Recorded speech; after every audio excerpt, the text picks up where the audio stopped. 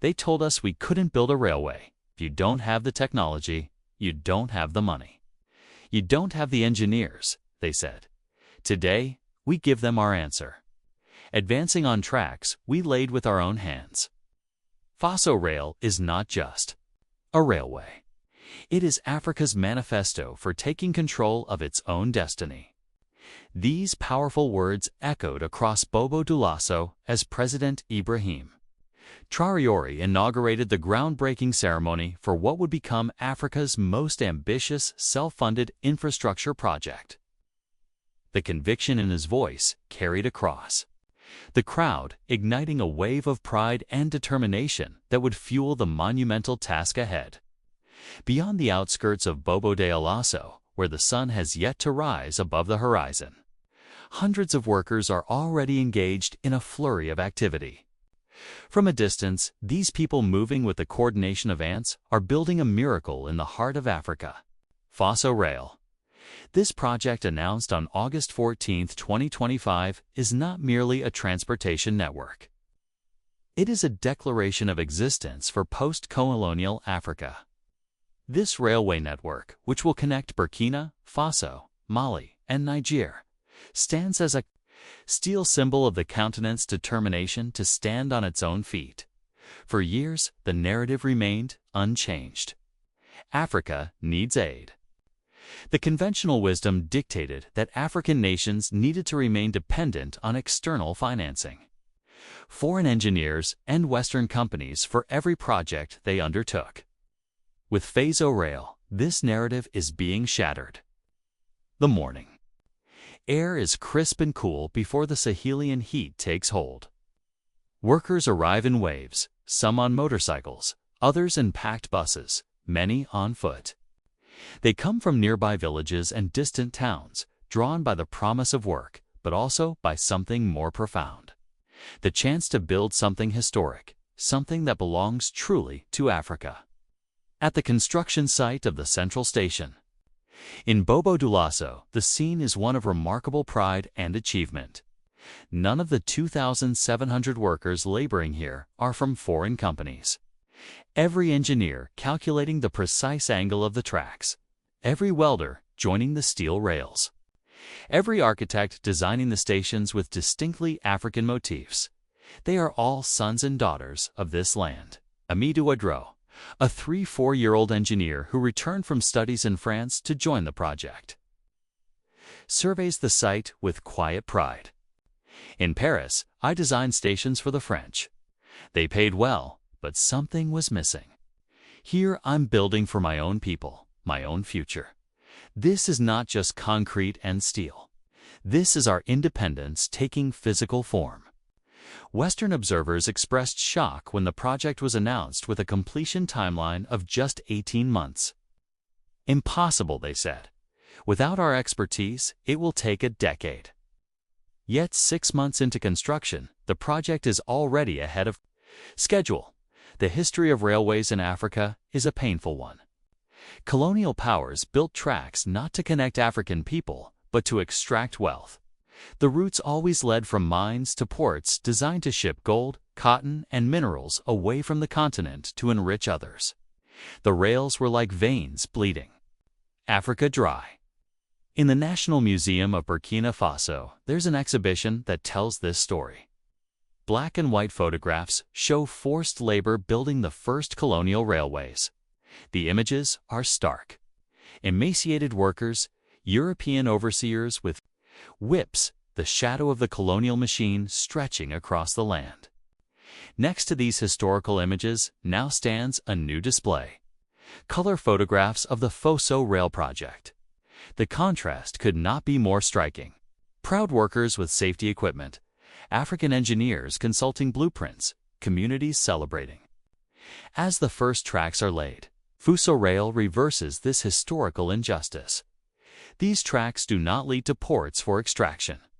They connect cities, villages, and farms. They are not built to take wealth out, but to circulate it within. This is the fundamental difference between colonial infrastructure and sovereign infrastructure.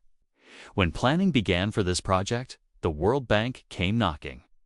The International Monetary Fund sent representatives. Foreign companies lined up with proposals and preconditions. They offered loans with interest rates that would have burdened future generations. They demanded control over operation, maintenance, and most importantly, revenue. Dr. Mariam Sankara, Chief Economic Advisor to President Traoré, recalls these meetings with a wry smile. They arrived with their PowerPoints and their projections, telling us what was realistic. They spoke of risk assessments and governance frameworks. What they really meant was control. They couldn't imagine us building this ourselves because that was never part of their plan for Africa. Burkina Faso declined. Instead, they established the Sahel Investment Bank funded by their own resources: gold, cotton, uranium. They created a diaspora bond program, allowing Africans living abroad to invest directly in their homelands. They trained their own engineers, some returning from abroad, others educated in local universities. The bank operates from a modest office building in Ouagadougou. Its staff of 60 young financial experts manages resources that previously would have flowed through European or American institutions. Every franc that passes through our hands instead of foreign banks represents a small victory, explains Céline Comperour, the bank's director. We are creating financial sovereignty. Alongside physical infrastructure, the total cost of FASO RAIL will exceed $1 billion. The first phase, which includes establishing the company and beginning construction, has a budget of 70 billion CFA francs, approximately $125 million. This is money that stays in Africa, circulating in the local economy, creating jobs for the people. The planned route is ambitious and strategic. Starting from Ouagadougou, the capital of Burkina Faso, the tracks extend west to Bobo-Dioulasso, the economic hub. From there, one line heads north to Bamako, the capital of Mali. Another stretches east, eventually reaching Niamey and Niger. This is not just about connecting capitals. Smaller towns and agricultural areas will be linked by secondary lines. Farmers in the fertile regions of southwest Burkina Faso will be able to transport their produce to markets in Mali without spoilage. Manufacturers in Niamey will access raw materials from across the region efficiently. In the small farming community of Kumbia, 150 kilometers southwest of Bobo-Dioulasso, farmers gather at a community meeting to discuss the coming railway. Sif Songo, who grows mangoes and cashews, can barely contain his excitement. Last year, half my harvest rotted before it could reach the market in Bobo. The roads are bad and trucks are expensive. With the train, everything changes. My children will not know hunger. The technology being implemented is not second-rate, as some have suggested.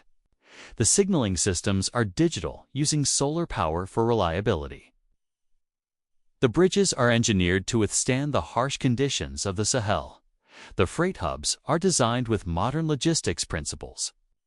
This is not building for yesterday. This is building for tomorrow. At the Technical Institute in Aguda, classrooms are filled with students learning the intricacies of railway engineering. The curriculum was developed specifically for FASO RAIL, combining international best practices with adaptations for local conditions. We are not just copying European or Chinese railway designs, explains Professor Adama Sadou. We are creating an African railway science suited to our climate, our geography, our needs.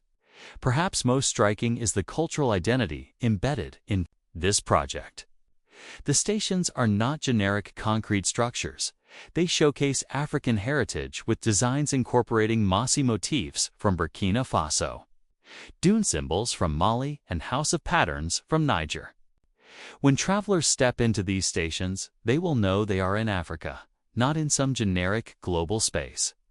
Fatima Dio, a renowned sculptor from Mali, leads a team of 30 artisans creating decorative elements for the Bamako station. Her workshop is a riot of color and creativity where traditional techniques meet contemporary vision. These stations will be our cathedrals, she says, her hands moving deftly over a clay model.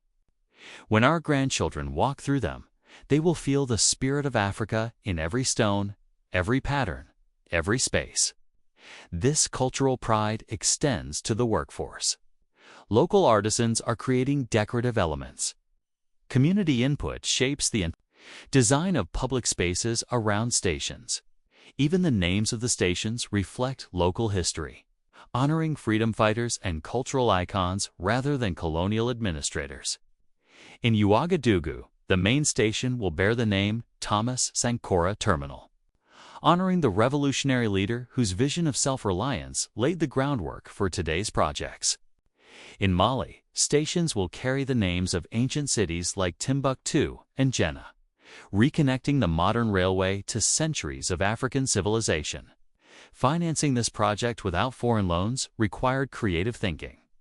The countries are leveraging their natural resources, but in a new way. Instead of simply exporting raw materials, they are using them as collateral for their own development bank. The Alliance of Sahelian States, AES, comprising Burkina Faso, Mali and Niger, is directing a percentage of resource revenues into infrastructure. Bonds. The diaspora bonds have been particularly successful. Africans living in Europe, America, and Asia have invested over $30 million so far.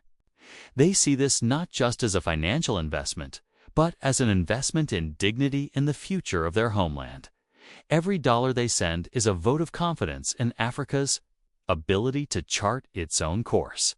Aminata Touré, a Burkinabe physician living in Montreal, invested her entire savings of $75,000 in these bonds. My parents couldn't afford to send me to university. It was a scholarship that gave me my opportunity. Now I'm a doctor, and I want to give back. This railway will create opportunities for thousands of young people who, like me, just need a chance. Critics say Africa cannot maintain such complex infrastructure. They point to previous projects that fell into disrepair. What they fail to understand is that those projects were never truly Africa's.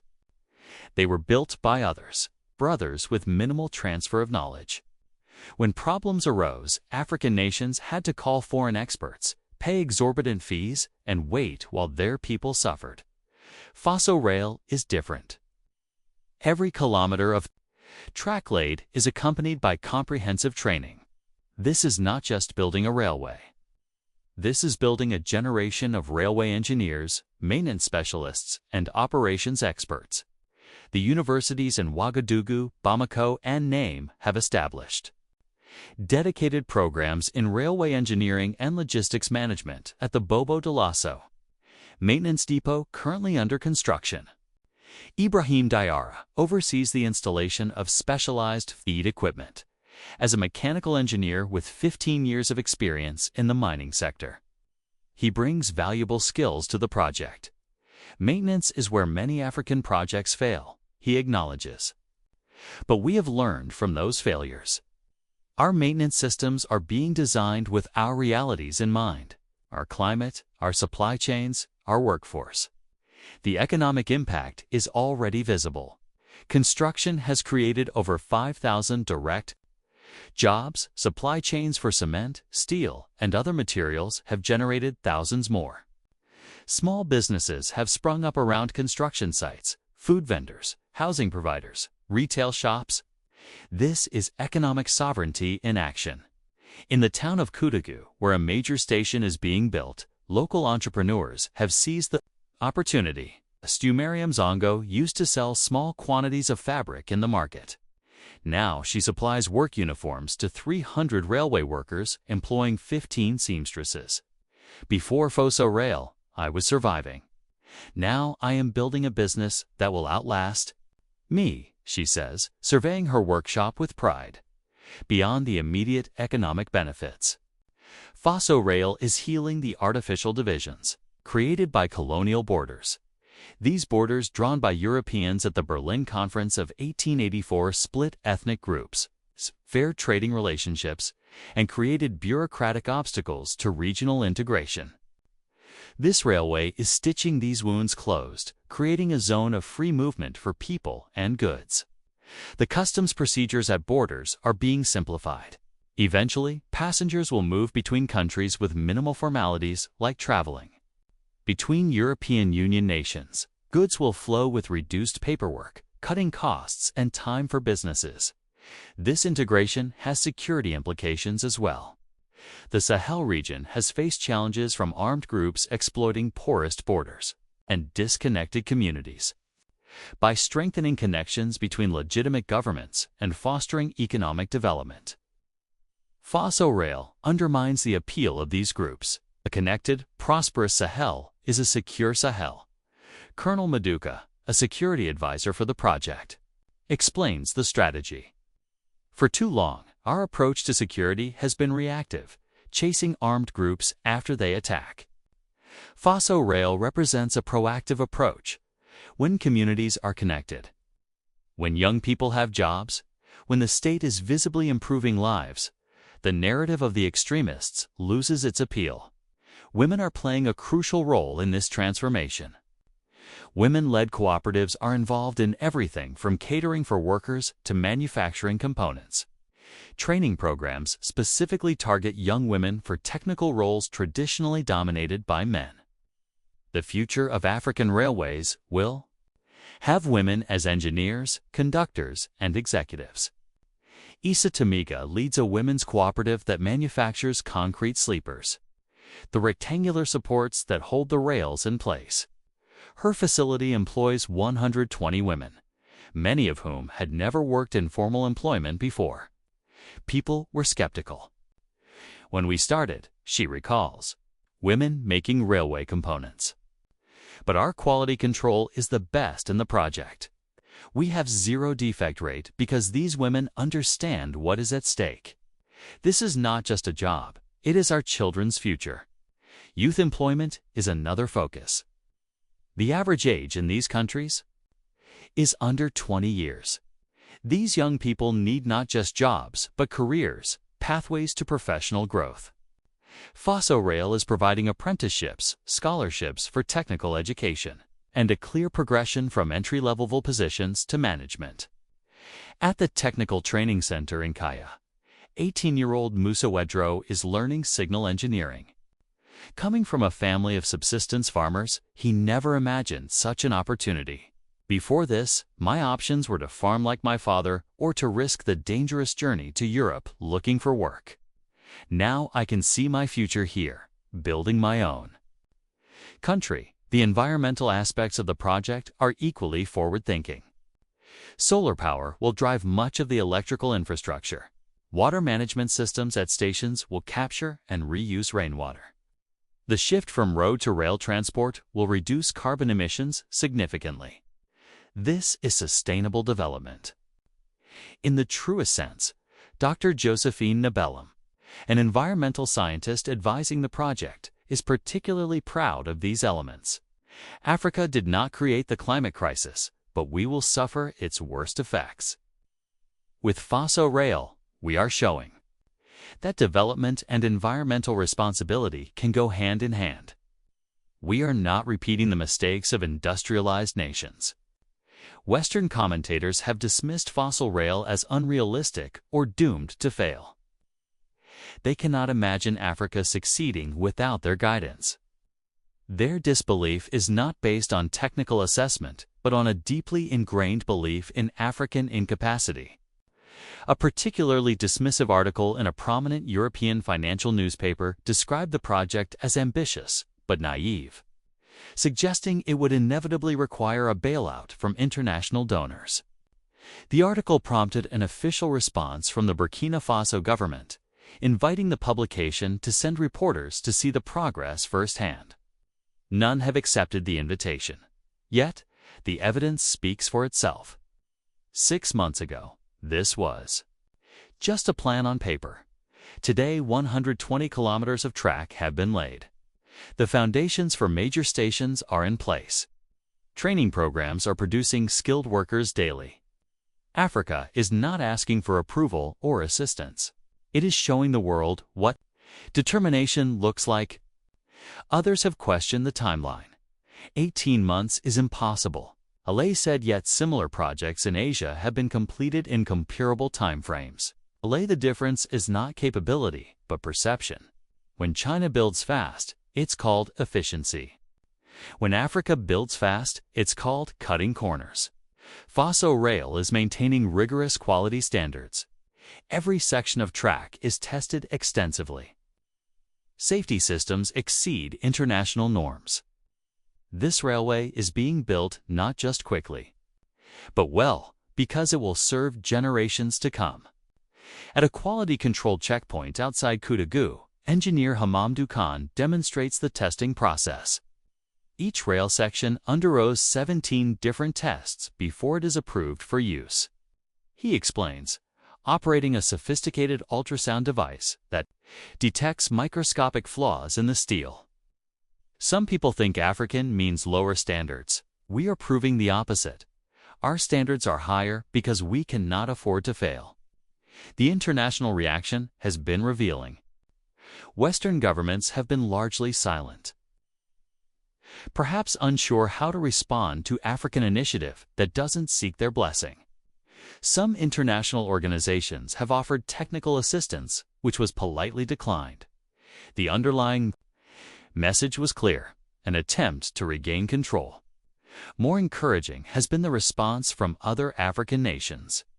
Delegations from Ghana, Senegal, and Côte d'Ivoire have visited to study this approach. The African Union has recognized FASO RAIL as a model for the continent. There is talk of eventually connecting this network to the broader African Integrated High-Speed Railway Network envisioned in the African Union's Agenda, T 2063. During a visit to the construction site, Ghana's Minister of Transportation was visibly moved. "What I see here changes everything," he told reporters. If Burkina Faso can do this, Ghana has no excuses. This is not just a railway being built. It is a new blueprint for African development. This is how Pan-African solidarity becomes concrete rather than rhetorical. Knowledge is shared. Nations inspire each other. Connections are built, literal and figurative. A century ago, Marcus Garvey dreamed of an Africa linked by Blackhound railways. Today, that dream is becoming reality. The stations themselves deserve special mention. They are not merely functional spaces, but cultural landmarks. The main terminal in Ouagadougou features a soaring roof inspired by traditional granary structures. The walls display massive murals depicting African history, not beginning with colonization, but with ancient kingdoms and continuing through liberation struggles. Smaller stations serve as community hubs with markets, meeting spaces, and cultural centers integrated into their design. They will host performances, exhibitions, and educational programs. This transforms the railway from mere infrastructure into a living part of the cultural fabric in the village of Kungusi, where a modest station is planned. The community has already formed a cultural committee to program activities. "The station will be the heart of our community," explains Elder Yumu Sawadogo. "Our children will learn traditional music and dance here, but also digital skills in the computer center. The train brings the future, but it also helps us preserve our past." Technology transfer has been a priority from the start. Partnerships with universities and technical institutes across the three nations ensure that every aspect of railway technology is understood, taught, and eventually improved upon locally. Research centers are developing innovations adapted to specific conditions: heat-resistant materials, dust protection systems, efficient cooling for electronic components. The digital infrastructure is equally advanced. A unified ticketing system will allow seamless travel across the network. Real-time tracking of freight will enable businesses to monitor their shipments. Mobile applications will provide passengers with schedules, delays, and service information. All of this technology is being developed by African software engineers and IT specialists. The data centers are located within these countries, not in Europe or America. This digital sovereignty is as important as physical sovereignty. Africa controls its own information, its own systems. In a modern office building in Ouagadougou, the digital heart of FASO RAIL is taking shape. Software engineer Rama 2 Euro leads a team developing the railway's management systems. "We could have bought off-the-shelf solutions from Europe or America," she notes, "but they wouldn't have fit our needs. By building our own systems, we gain knowledge, create jobs, and design exactly what works for our context." The project has not been without challenges. Material shortages delayed some sections. Security concerns required additional measures in certain areas. Technical problems emerged that needed creative solutions. These challenges have been faced openly and honestly. This transparency is itself revolutionary. Too often, African governments have hidden problems, fearing admission of difficulty would confirm stereotypes of incompetence. FASO RAIL rejects this approach. Challenges and solutions are documented, creating knowledge that future projects can build upon. During a particularly difficult phase, when supply chain issues threatened to delay construction, President Traoré personally addressed the nation. "We face obstacles, as any great endeavor does," he acknowledged. "But each problem we solve makes us stronger, more capable, more independent." These are not failures. They are lessons that will serve Africa for generations. The security situation deserves particular mention. Armed groups have attempted to disrupt construction in some areas, seeing FASO RAIL as a threat to their influence. Local communities have formed protection committees, working with security forces to safeguard the railway. This popular defense demonstrates how the people have embraced this project as their own. In the northern region near the Mali border, where security concerns are greatest, village defense committees patrol the construction sites day and night. "Before we felt abandoned," explains Yacoub Adio, a committee leader. "Now we are protecting something that belongs to us, something that will change our children's lives. No outsider will take this from us." Weather has posed challenges too. The rainy season brought flooding in some areas. Extreme heat affected working conditions and materials. Engineers developed adaptations. Raised track beds in areas, modified concrete mixtures for high temperatures, night work schedules during the hottest months. Supply chains presented another challenge. Importing specialized equipment faced delays at ports controlled by countries not always sympathetic. To this self-reliance approach, the response was developing local manufacturing capacity where possible and diversifying international suppliers. These challenges have not slowed progress. They have strengthened it. Each problem solved is knowledge gained, capacity built, confidence reinforced. The railway being built is better for having overcome these difficulties. As construction progresses, preparations for operations are already underway. Train drivers, signaling technicians, maintenance crews, station managers, all are being trained. The first locomotives and passenger cars purchased from manufacturers, who agreed to terms of knowledge transfer, will arrive next month. Some of these manufacturers were initially reluctant, accustomed to selling not just equipment, but perpetual dependence through maintenance contracts and proprietary systems. Burkina Faso insisted on full technical documentation, training for engineers, and the right to modify and adapt the technology. Some refused, others recognized the future lies in partnership, not exploitation. The economic model for FASO RAIL is sustainable. Passenger fares are set to be affordable for ordinary citizens, while freight charges for commercial goods ensure revenue. Government subsidies will cover the difference initially, but projections show the network reaching operational self-sufficiency within 5 years. More importantly, the indirect economic benefits will far outweigh the direct costs. Increased agricultural production due to better market access. New businesses emerging around transportation hubs. Tourism potential as travel becomes easier. The multiplier effects of infrastructure investment are well documented worldwide. Economists predict that FASO RAIL will increase regional GDP by 3 to 5% within 5 years of completion. More significant than the numbers, however, is the change in economic structure. We are creating an economy that serves our people, not external interests. Explains Finance Minister Amadeo. The railway enables circular development where value is created, exchanged and multiplied within our region. FASO RAIL is not a rejection of international cooperation. Genuine partnerships based on mutual respect are welcome. What is rejected is the old model of dependency disguised as assistance. Knowledge exchange, technical collaboration, and fair trade are embraced. What will not be accepted is foreign control of vital infrastructure. Some countries have understood this distinction and engaged constructively. Technical exchanges with railways in India, Morocco, and Ethiopia have been valuable.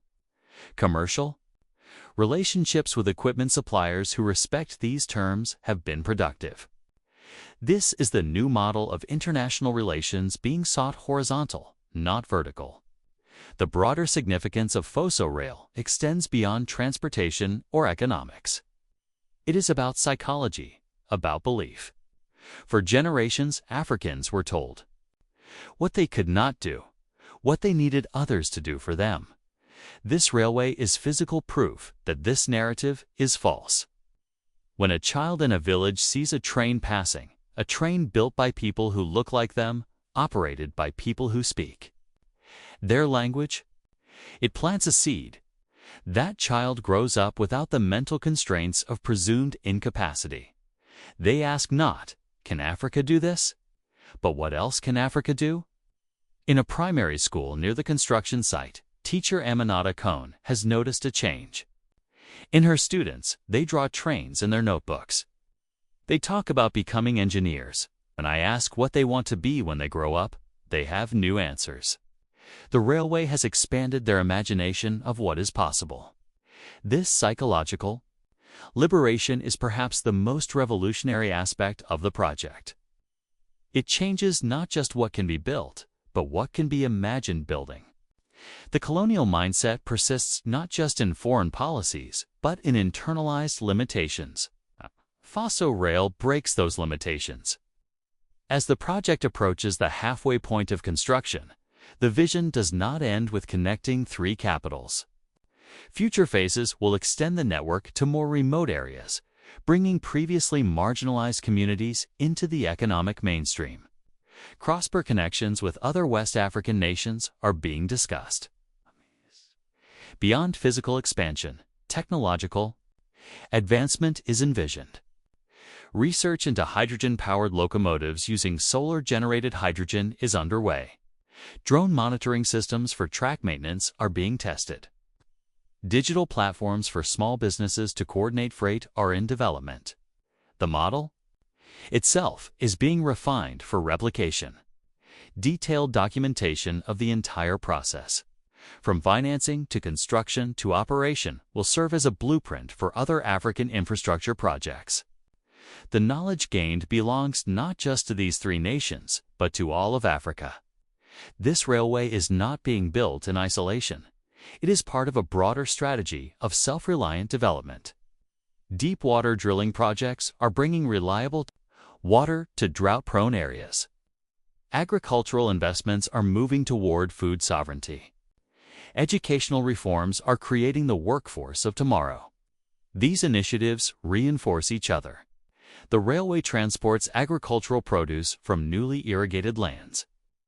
The schools train engineers who improve the railway. The water projects supply the stations and maintenance facilities. This is holistic development, not isolated projects. President Traoré's vision extends beyond individual projects to a new development paradigm. For too long, Africa has been a laboratory for other people's ideas, he said in a recent address. With FASO RAIL, with our water projects, with our agricultural revolution, we are creating African solutions to African challenges. This is development on our terms. The ultimate goal is not just infrastructure, but liberation, economic, political, and psychological. True independence comes not from declarations or constitutions, but from the ability to meet people's needs without external control. FASO RAIL is a declaration of independence written in steel and concrete. As the sun sets over the construction site, casting long shadows across the new track stretching toward the horizon, the ancient proverb resonates. If you want to go quickly, go alone. If you want to go far, go together. With FASO RAIL, Africa is going both quickly and far together. The trains that will soon run on these tracks carry more than passengers and goods. They carry aspirations, dignity. Future. Every kilometer completed is a promise kept to ancestors who dreamed of an Africa determining its own path. Every station built is a gift to children who will inherit a continent more connected, more capable, more confident. In the cool evening air, as workers end their shift and head home, there is a palpable sense of accomplishment. They know they are not just earning wages. They are making history. They are proving what Africa can achieve when it believes in itself. The world said Africa couldn't build a railway. Now they will watch as African trains run, as African economies grow, as African people connect. And perhaps they will learn that Africa needs no permission to rise, no assistance to build, no validation to succeed. FASO RAIL is Africa's answer. It is Africa's manifesto. It is Africa's future, forged in steel, powered by belief, carrying a continent forward on tracks of its own making. Music,